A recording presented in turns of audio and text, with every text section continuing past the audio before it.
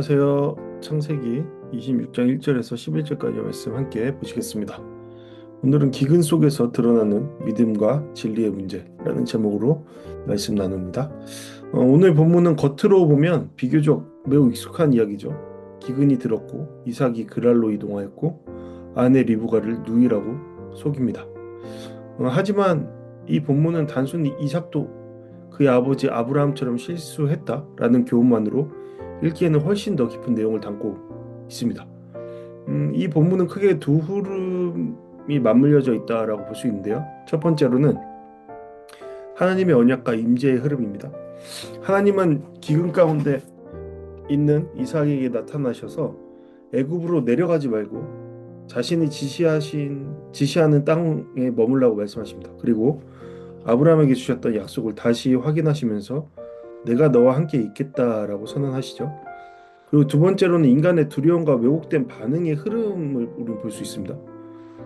말이 좀 어려울 것 같지만 내용을 읽어보면 잘 읽어보면 이해가 됩니다. 하나님의 분명한 약속을 붙들었음에도 불구하고 이삭은 두려움 앞에서 진실을 이제 굽히죠. 예, 이삭은 리브가를 아내가 아니라 루이라고 말합니다. 잘 가놓고 거기에서 그런 행동, 태도를 보이는 겁니다.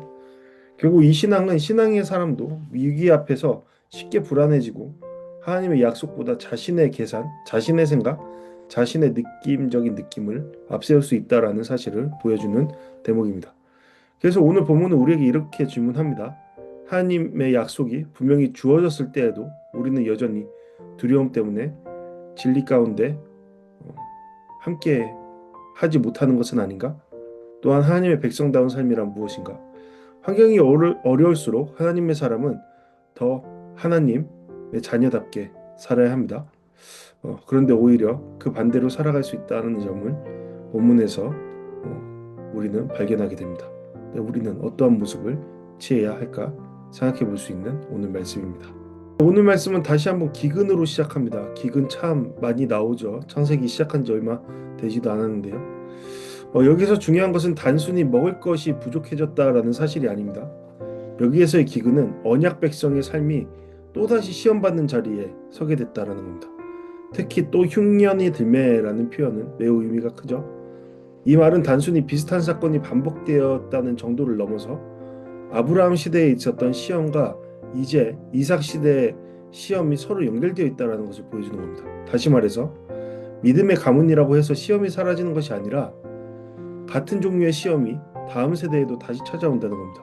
여러분, 우리가 성경을 읽을 때 비슷한 사건들을 우리의 삶 속에서 마주하게 되죠. 그래서 우리는 성경 말씀을 통해 답을 찾는 겁니다. 그리고 하나님의 뜻하신 바를 그 안에서 찾아내려 하는 겁니다. 하나님의 음성을 들으려 하는 겁니다.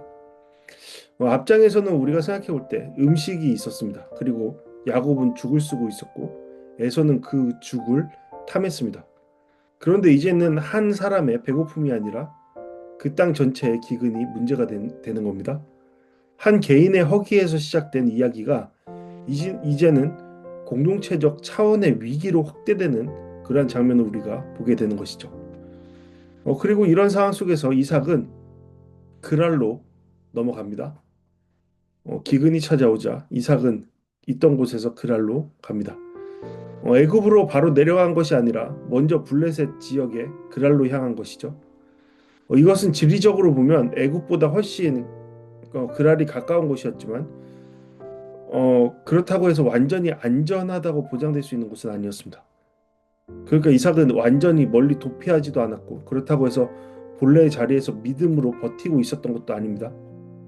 이삭은 지금 불안과 생존 사이에서 길을 찾고 헤매는, 그러니까 양쪽 다리를 하나씩 하나씩 걸쳐놓은 중간 상태에 있다라는 것을 우리는 확인할 수 있습니다. 이어지는 성경에서 여호와께서 이삭에게 나타나 이르시되 애굽으로 내려가지 말고 내가 내게 지시한 땅에 거주하라라는 주님의 음성이 있었다는 것을 확인하게 됩니다. 이 구절은 본문의 전환점입니다. 지금까지는 기근이 현실이라는 측면에 기근이라는 현실의 측면에 놓여 있었다면 이제부터는 하나님의 말씀이 전면에 나오는 것이죠. 하나님은 이삭에게 분명하게 말씀하십니다. 애굽으로 내려가지 말라. 이 명령은 그냥 이동 경로를 제한하는 지시가 아닙니다. 이것은 사실상 아브라함이 걸었던 불신앙의 반복을 그대로 따라가지 말라라는 말씀으로 읽을 수 있습니다. 아브라함도 기근 앞에서 애굽으로 내려갔죠. 이집트로요. 그런데 하나님은 이제 아들에게 아버지와 똑같은 방식으로 행동하지 말라고 하십니다. 여기에서 표현된 주님의 말씀은 절대 명령형이라고 말하기는 그렇고 아주 거칠고 단호하게 막아세우는 표현이라기보다는 권고와 지시의 형태를 띱니다. 그러나 의미는 분명하죠. 하나님은 이삭에게 이렇게 말씀하시는 겁니다. 내 눈에 안전해 보이는 곳으로 가지 말고 내가 말하는 그 자리에 머물러 있어라. 이것은 믿음에 대한 요구죠. 믿음은 무조건 위험을 감수하는 무모함이 아닙니다. 믿음은 인간적으로 가장 합리적인 길이 아니라 하나님이 말씀하신 길을 선택하는 것입니다. 따라서 우리는 하나님의 음성을 듣는 귀와 그 음성을 따르는 믿음의 행위가 함께해야 할 것이죠. 음, 하나님께서는 이어지는 말씀을 통해 이 땅에 거류하면 내가 너와 함께 있어 내게 복을 주겠다라고 약속하십니다. 내가 너와 함께 있을 것이고 내가 내게 복을 줄 것이고 이 모든 땅을 너와 내 자손에게 주리라. 예. 하나님은 다시 한번 아브라함에게 하셨던 그 말씀을 이러한 명령과 함께 주십니다. 여기서 내가 너와 함께 있어라는 약속은 매우 중요하죠. 기근의 해결책은 먼저 환경의 변화가 아니라 하나님과의 동행이다라는 겁니다. 우리는 보통 위기가 오면 환경이 빨리 바뀌길 원하죠. 문제가 사라지길 원하고 공급이 넉넉해지길 원하고 위험이 사라지길 원합니다. 그것이 완전한 해결이라고 봅니다. 그런데 하나님은 먼저 문제를 없애주겠다라고 하시기보다는 내가 너와 함께 있겠다라고 말씀하십니다. 그것을 믿어라. 그리고 그 안에 머물러라 말씀하십니다. 이러한 하나님이 함께 하신다라는 약속은 단순한 위로의 말씀이 아닙니다.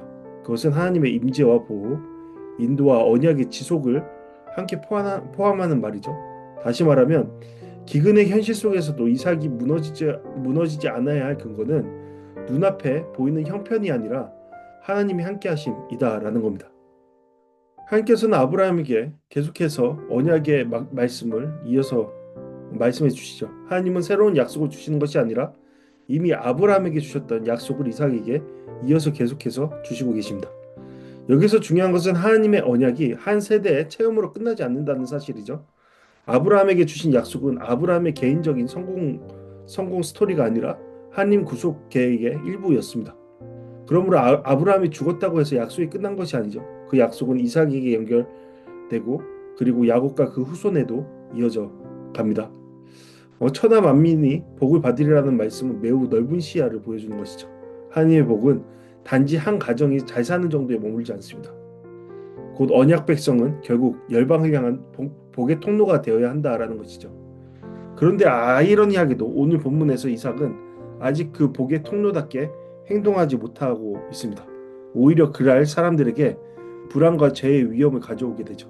그러므로 이 약속은 현재 이삭의 모습과 동시에 그가 아직 도달하지 못한 그의 부르심의 모습도 함께 보여주고 있는 겁니다. 하나님은 그러면서 지금까지 있었던 아브라함의 순종을 언급하시죠. 이삭에게 이어지는 복과 약속은 아브라함의 신실한 순종과 무관하지 않다라는 겁니다. 이것은 물론 아브라함의 어떤 행위적인 모습, 공로주의적인 것으로 읽어서는 안 됩니다. 하나님께서 아브라함이 순종했기 때문에 복을 주셨다. 그런 것으로 그러함으로 하나님께서 그에게 빚을 갚듯이 복을 주신다라는 뜻으로 읽으면 안 됩니다. 여기서 말하는 것은 언약 안에서의 순종을 말하는 것이죠. 우리가 알고 있듯이 아브라함 또한 완벽한 사람이 아니었습니다. 하지만 그럼에도 불구하고 전체적으로 볼 때 그는 하나님의 말씀을 붙든 사람이었죠. 하나님은 그 순종을 기억하시고 그 언약의 흐름 속에서 이삭에게 말씀하시는 겁니다. 한 세대의 신실함은 다음 세대에 영향을 미치는 것이죠. 그리고 아버지의 믿음은 자녀의 삶의 영적 유산이 된다라는 것을 우리는 이 말씀을 통해서 볼 수 있습니다. 그러므로 우리는 여기서 단지 아브라함의 위대한 믿음을 보는 것이 아니라 이렇게 물어야 하는 것이죠. 나는 다음 세대에게 무엇을 남기고 있는가? 나는 나의 주변에게 무엇을 이야기하고 있는가? 네. 하나님께 순종하는 삶의 흔적을 잘 나타내 보이고 있는가? 그러므로 그들 또한 나와 함께하는 사람들 또한 복의 자리로 나아오도록 인도하고 있는가? 그것에 대해서 우리 고민해 봐야겠죠. 네, 이러한 말씀에 따라서 이삭은 그랄에 거주합니다. 근데 그것은 겉으로 보기에는 그랬다라는 겁니다. 그는 애굽에 가지 않았고 그랄에 머물렀습니다. 그런 점에서 6절은 하나님의 말씀에 대한 즉각적인 이삭의 반응, 순종처럼 보입니다. 하지만 이 본문은 여기서 끝나지 않죠. 겉으로는 순종했지만 속으로는 여전히 두려움이 남아있던 이삭의 모습을 성경은 계속해서 이야기합니다.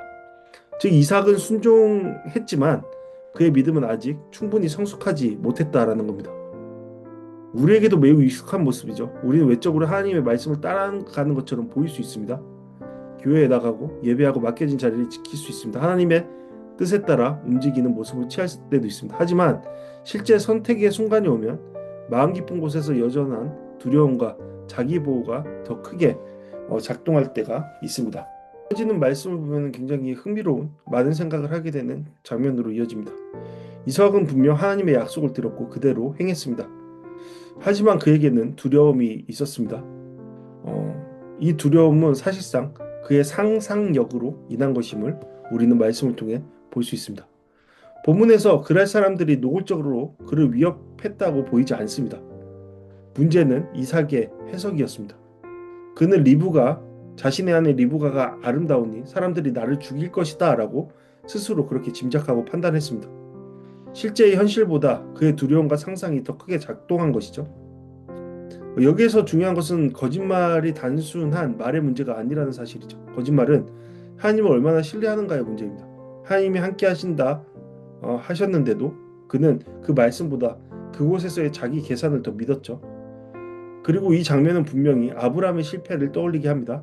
아버지가 했던 실수를 아들이 반복하고 있는 것이죠. 네, 신앙의 가문 안에서 순종이 자동적으로 유전되는 것은 아닙니다. 좋은 전통은 개선될 수도 있지만 나쁜 습관도 반복해서 나타날 수 있습니다. 네, 그러한 것들 우리 생각해 봐야겠죠. 예, 부모 세대로부터 이어지는 그러한 악습들이 우리 가운데 있다라는 겁니다. 그것에 대해서 올바로 경계하지 않으면 우리는 그보다 더 큰 제약된 자리로 나아갈 수 있다라는 것을 생각해 봐요. 이삭은 오랫동안 그랄에 머물렀습니다. 그리고 시간이 지나면서 경계심이 느슨해졌고 결국 리브가와의 관계가 자연스럽게 드러납니다. 물론 그 사이에 어떠한 일도 벌어지지 않았습니다. 이삭은 실제 상황보다 상상 속의 결과를 더 두려워한 나머지 거짓으로 그 모든 것들을 조장했습니다. 그리고 결국 그것에 대한 결과를 맛보게 되죠. 어떤 결과였나요? 네, 아비멜렉이 이 사실을 발견하고 도덕적인 판단을 내리는 결과입니다. 매우 역설적인 장면이죠. 하나님의 언약을 받은 사람은 거짓말을 하고 이방 왕은 그 거짓을 꾸짖고 있는 것이죠. 선지자가 왕을 책망하는 장면과 비슷하다라고 보여집니다. 원래라면 하나님의 사람이 세상을 향해 진리를 말해야 합니다. 그런데 여기서 오히려 세상 왕이 하나님의 사람을 향해서 왜 이렇게 했느냐라고 묻고 있는 것이죠. 네, 이것은 단순히 개인의 실수 차원을 넘어섭니다. 하나님의 백성이 진실하지 못할 때 세상 앞에서 증언의 권위를 잃어버린다라는 사실을 보여주는 것이죠. 예, 우리 똑바로 살아야 합니다. 우리 그리스도인으로서 올바른 삶의 모습을 취해야 합니다. 그렇지 않으면 우리는 소금이 맛을 잃어버리듯 그냥 던져져 버릴 겁니다. 소금이 그 자리에 위치할 수 있는 것은 그 고유의 맛, 그 고유의 성질을 소유하고 있기 때문입니다. 이어지는 아비멜렉의 말이 더 무겁죠. 아비멜렉은 단지 내가 거짓말했다라고 말하지 않습니다. 내 행동이 우리 공동체 전체를 죄와 심판의 위험 속에 넣을 뻔했다라고 말합니다. 즉 한 사람의 왜곡된 행동이 공동체 전체에 영향을 미친다라는 겁니다. 이것은 우리의 신앙생활에서 매우 중요하죠. 우리의 두려움 때문에 한 타협들, 거짓들, 왜곡들이 결코 나 혼자만의 문제로 끝나지 않는다는 것이죠. 가족과 공동체, 교회와 관계만 전체에 파장을 남길 수 있습니다. 하나님의 백성의 삶은 늘 공적인 성격을 갖는 것이죠. 우리는 개인으로 살지만 동시에 증언하는 존재로 살아가는 것입니다. 마지막으로 아비멜렉은 이러한 상황 속에 놓인 이삭과 리브가에 대한 그리고 이삭의 모든 가족에 대한 강한 보호 명령을 내립니다. 놀라운 반전이죠. 두려움 때문에 거짓을 선택한 이삭을 보호하는 사람이 바로 이방왕 아비멜렉입니다. 물론 궁극적으로 하나님이 이삭을 지키신 것이었죠. 그에게 그의 그 비참한 선택들, 거짓된 선택들 속에서도 은혜를 더하시며 그를 은혜의 길로 인도하시는 하나님 되심을 우리는 보게 되죠. 그러나 하나님은 그 보호를 뜻밖에도 아비멜렉의 입을 통해 선언하시는 겁니다. 이 장면은 매우 강한 메시지를 전해주죠. 첫 번째로 하나님은 인간의 실패에도 불구하고 자신의 약속을 포기하지 않는다라는 것이고, 두 번째로 하나님은 때로 신앙의 사람보다 세상의 사람을 이용하셔서 사용하셔서 신앙의 사람을 부끄럽게 하시고 동시에 보호하기도 하신다라는 겁니다. 결국 오늘 말씀은 이삭의 믿음보다 더 크신 하나님의 신실함을 보여주는 것이죠. 이삭은 흔들렸지만 하나님은 흔들리지 않으십니다. 이삭은 진실을 놓쳤지만 하나님은 언약을 놓치지 않으셨습니다. 그리고 그의 제약됨에 은혜를 더하심으로 그를 은혜의 자리로 이끄시는 하나님 되십니다. 그런 자비로운 하나님, 그런 하나님을 기억하는 오늘 하루 되었으면 좋겠습니다. 네, 우리 이 시간 오늘 말씀을 통해 함께 묵상과 적용하는 시간 갖도록 하겠습니다. 첫 번째로 나는 위기 속에 무엇을 선택하는가? 하나님의 말씀인가 안전인가 생각해 볼 수 있죠. 네, 환경이 어려워질 때 우리는 본능적으로 우리가 생각하는 안전, 우리 눈에 보이는 안전을 택하죠. 하지만 하나님은 계속해서 묻습니다. 나를 신뢰할 수 있겠는가? 라고요. 두 번째로 나는 두려움 때문에 진리를 왜곡하고 있는 것은 아닌지 생각해 볼 수 있죠. 이삭은 실제 상황보다 더 큰 위험을 상상했습니다. 그리고 그 결과 하나님의 약속을 부분적으로 포기했죠. 네, 포기했습니다. 우리도 동일하죠. 두려움은 현실보다 더 크게 작용한다라는 것을 생각해 봐야 합니다. 그리고 그 두려움이 진리를 왜곡할 수 있다는 것을 생각해야 하는 것이죠. 세 번째로 나는 하나님의 함께 하심을 실제로 믿고 있는가 생각해 볼 수 있습니다. 하나님께서는 내가 너와 함께 있다라고 말씀하시죠. 이 약속이 있음에도 이삭은 흔들렸습니다. 그렇다면 우리는 어떠합니까? 신앙은 지식이 아니라 실제 선택에서 드러나는 것이죠. 실제 삶 속에서 드러나는 겁니다. 그러면 우리는 실제 삶 속에서 하나님의 말씀을 믿고 하나님과 동행하는 삶을 살아내고 있습니까? 그것에 발버둥 치고 있습니까? 그것에 대해 질문하는 우리 시간 되었으면 좋겠습니다. 네, 우리 이 시간 오늘 말씀을 통해 함께 기도하겠습니다. 첫 번째로 어떤 환경 속에서도 하나님을 신뢰하는 마음을 주소서. 두 번째, 두려움이 아니라 진리를 선택하는 용기를 주소서. 그리고 마지막으로 하나님의 임재를 삶 속에서 실제로 믿고 살아가게 하소서. 네, 이러한 기도 제목으로 함께 기도하시겠습니다.